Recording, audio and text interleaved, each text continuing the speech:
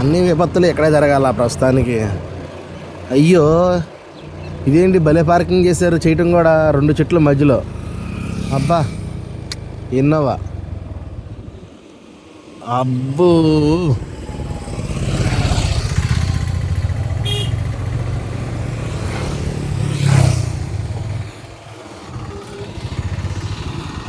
మనుషులకి ఏమన్నా అయిందో లేదో తెలియదు కానీ బండి మాత్రం గొల్ల గొల్ల అయింది. అందుకే రోడ్డు ప్రయాణం చేసేటప్పుడు కొంచెం జాగ్రత్తలు పాటించుకున్నాను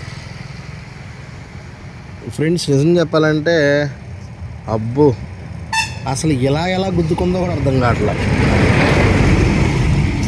గుద్దుకోవడంలో కూడా ఓ రేంజ్లో గుద్దుకుంది. చెట్టు నుంచి సగం విరిగిపోయిందా బండి అంతా. ఓకే,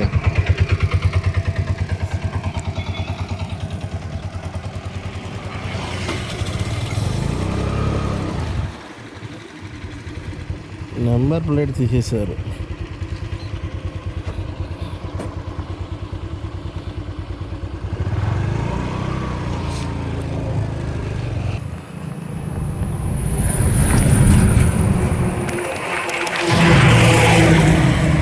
యాక్సిడెంట్ జరిగిందనే కానీ అసలు సగం బండి మొత్తం సగం వరకు గుల్లగొల్ల అయిపోయింది అనమాట.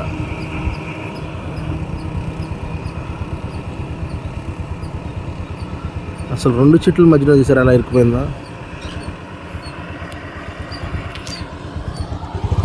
కానీ ఒకటి మాత్రం నిజం, రోడ్డు ప్రయాణం చేసేటప్పుడు మాత్రం జాగ్రత్తలు పాటించండి పక్కా.